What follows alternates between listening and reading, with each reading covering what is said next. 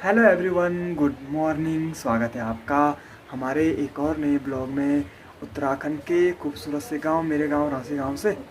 आजकल चल रहा है सावन का माह और सावन के माह में मंदिरों में सबसे ज़्यादा भीड़ रहती है। और केदारनाथ से आने के बाद फिर से मेरी तैयारी हो गई है अपने नज़दीकी एक कालीशिला माई के मंदिर में जाने की। चलो आज आपको कालीशिला माई के दर्शन भी करा लेते हैं।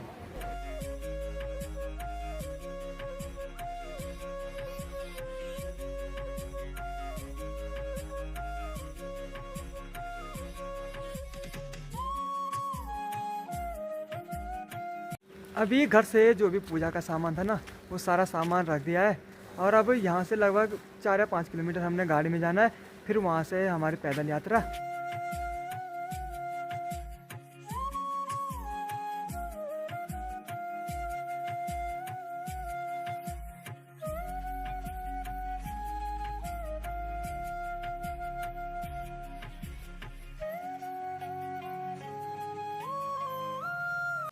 यहाँ पे गाड़ी से उतरने के बाद अब हम यहाँ से पैदल चलेंगे।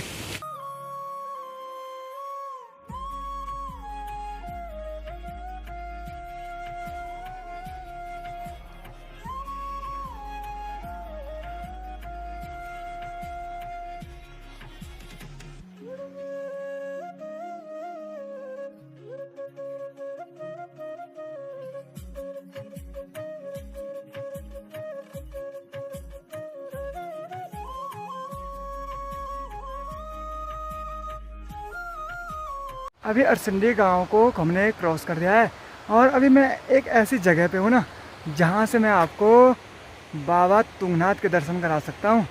तो यहाँ से ना ठीक यहाँ सामने दिखाई दे रहे हैं तुंगनाथ बाबा जी। यहाँ पे है तुंगनाथ बाबा जी का मंदिर और ये ठीक ऊपर है चंद्रशिला।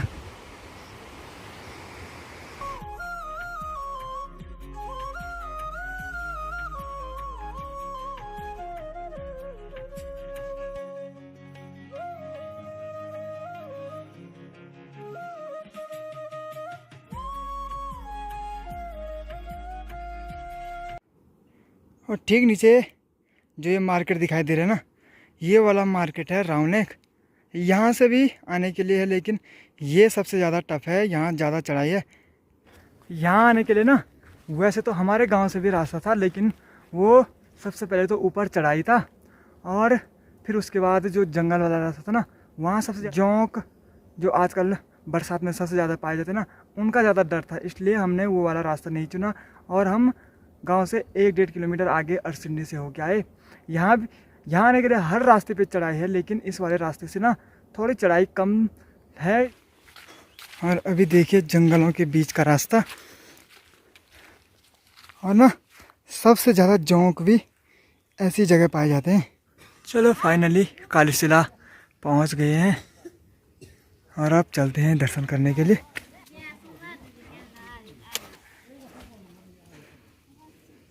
यहाँ भी आज ना भीड़ है और अभी कुछ लोग पीछे से आ रहे हैं।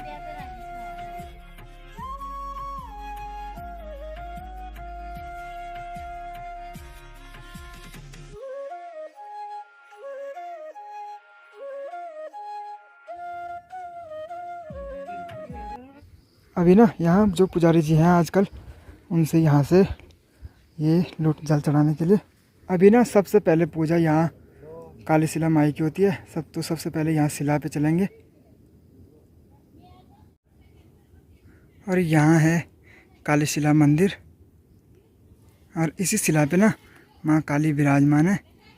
तो अभी मैं जहाँ पे झंडा है ना, वहाँ पे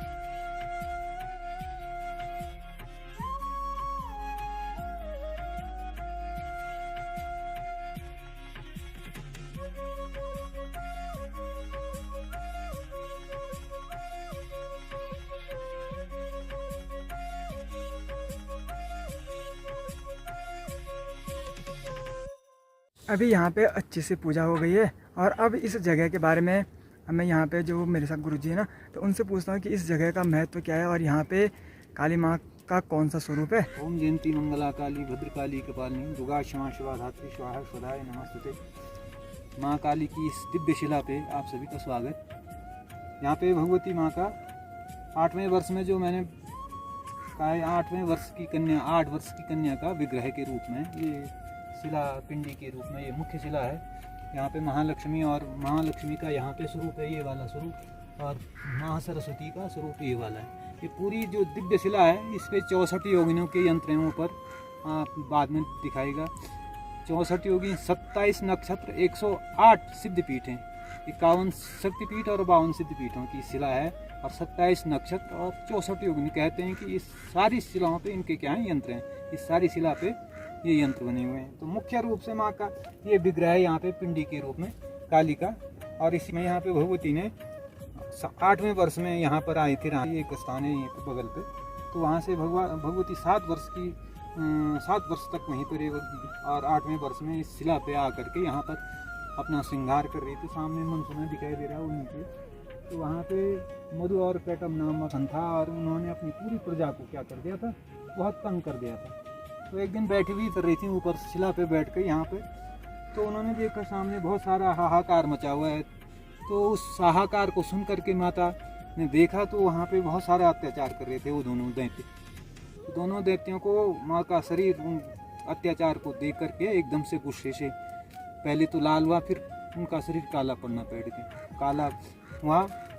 तो उनका पूरा शरीर क्रोध से युक्त होकर के उन्होंने अपने यहाँ पर से सीधे वहाँ पर जा करके उस अपना जो क्रोध था उसी क्रोध में मधुकैटभ नामक दैत्यों का संहार वो मनसुना नामक स्थान पे किया और फिर आकर के उनका संहार करके अपने भक्तों को प्रसन्न करके अपना अभय का वरद दे करके वहाँ पर उनको वो करके फिर वापस इस शिला पे पिंडी के रूप में अवस्थित होगी और सदा भक्तों के कल्याण के लिए यहाँ पे विराजित रहती हैं। और बहुत ये दिव्य शिला जो है यहीं पास में काली मठ है। माँ का स्वरूप एक 12 वर्ष का स्वरूप वहाँ पे है, ये 8 वर्ष का स्वरूप है। तो ये दिव्य शिला है और इसका ही मातम्य है। ये यहाँ पे काली की जो पूरी शिला है ये ऊपर से नीचे तक, इस पे 108 सिद्ध पीठों के श्रीयंत्र, 27 योगिनी और 27 नक्षत्र और 64 योगिनियों के यंत्र यहाँ पे हैं। तो यही इस दिव्य शिला की वो, और ये सिद्ध पीठ है क्योंकि यहाँ पे महायोगी लोग क्या करते हैं, तपस्या करते हैं नवरात्रों में आकर के। और वैसे सभी लोग आते रहते हैं अगल बगल के गाँव के, लेकिन फिर भी नवरात्रों का विशेष महत्व है यहाँ पे। 8 दिन के जो नवरात्र होते हैं शक्ति के, वो बहुत सुंदर समय है यहाँ पर साधना करने के लिए। तो यही यहाँ का सार है। और ये है माँ काली की विशाल शिला। यंत्रों की बात हो रही थी ना, ये वाले यंत्र हैं जो ये खाने के रूप में बने ना, तो ये हैं वो शक्तिपीठ सिद्धपीठ।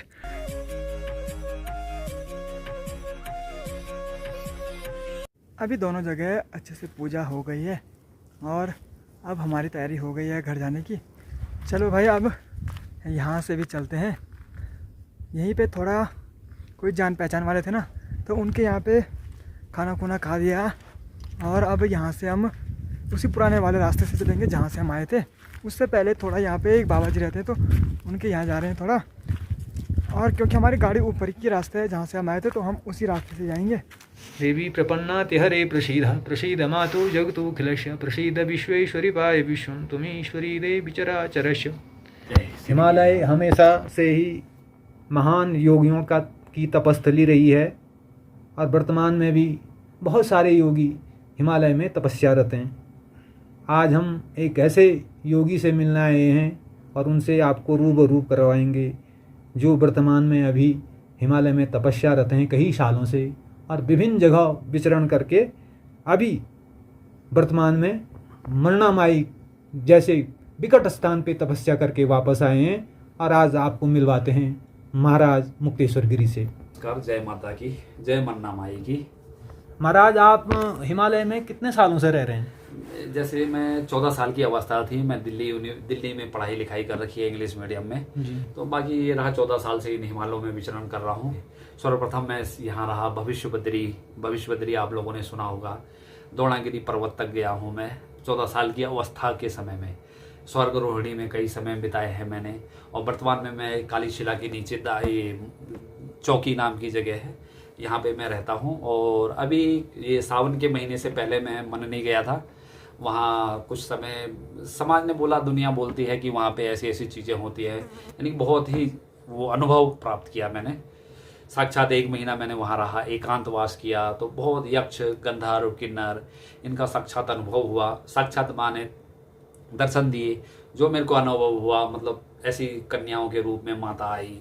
और बहुत ही उसका मैं कह रहा हूँ कि मेरे पास शब्द नहीं है कि मैं क्या बोलूँ उस चीज़ के लिए, कि यानी कि कैसे उसकी व्याख्या करूँ कि माँ किस रूप में क्या चीज़ आई ना, उसके लिए तो मेरे शब्द ही बेकार हैं उसकी व्याख्या करने के लिए। ये चीज़ें हैं, और बाकी तो क्या बोलूँ मैं आपको। बस यह है, मेरा जीवन ऐसे ही हिमालयों में बीतता है और मैं ज़्यादातर एकांतवास ही रहता हूँ। और बस यही मेरी एक वो है कि सबका कल्याण हो, जगत का कल्याण हो, आशीर्वाद रहे मेरा सबके लिए, यही मेरी प्रार्थना है माँ से। और बस सबका उद्धार हो, ये चीज़ है। मन्ना माई सब पे कल्याण करे। आप लोग भी कभी मन्नी जाना चाहते हैं तो बहुत रमणीक स्थान है। मन्नी ऐसी जगह है कि शायद ही आप जाएंगे तो कहेंगे कि ये अलग ही एक स्वर्ग जैसी दुनिया है। कोई भी रोग है, कोई भी बीमारी है, कोई भी ऐसी चीज़ है तो ये साक्षात ठीक हो जाती है। मेरे पैर दोनों डैमेज हैं, श्रीखंड कैलाश ये है मेरे पैरों की स्थिति। इन पैरों से, इन दोनों पैरों से मैं इस अवस्था में गया वहाँ पे उस मन्नी में, और लगाइए आप 40 किलोमीटर की दूरी है। और तब भी मैं वहाँ पे घूम के आया और सब ठीक भी हुए और कोई ऐसी समस्या नहीं, कोई कष्ट नहीं। माँ का बहुत बड़ा आशीर्वाद रहा मेरे ऊपर। और आज वर्तमान में मेरे पैर बहुत, यानी कि 50 से 99% ठीक हो चुके हैं मेरे पैर। कोई मेडिसिन नहीं, कोई दवाई नहीं, कोई ट्रीटमेंट नहीं, फिर भी वो माँ की कृपा है। तो आप लोग भी कभी आइए उधर, तब खुद अनुभव कीजिए। काली माई के दर्शन करने के बाद जब हम वापसी आ रहे थे ना, वहाँ पे बाबा जी की कुटिया में थोड़ी देर बैठे रहे। और बाबा जी ना, जिस वाले ट्रैक पे हम गए थे मन्नी वाले ना, उस वाले ट्रैक पे भी बाबा जी गए थे। बाबा जी के पैर तो आप लोगों ने देख लिए होंगे, लेकिन बाबा जी ने फिर भी वो वाला ट्रैक किया है। आपको मैंने एक जगह बताई थी दगला, जहाँ पे बहुत सारी जड़ी बूटियाँ थी जिनसे कि बाहर रोग दूर होते थे ना, तो वहीं पे बाबा जी लगभग रांची से 7 दिन में गए थे। उन्होंने ना वहाँ पे जो अनुभव किया उस चीज़ के बारे में बताया है। वैसे पहाड़ों में ना बहुत सारे रहस्य होते हैं। तो चलो, ये थी वहाँ की बातें। और अभी हम वापसी में पहुँच गए हैं अरसंडी गांव में। अभी भाई आ गए हैं रोड पे।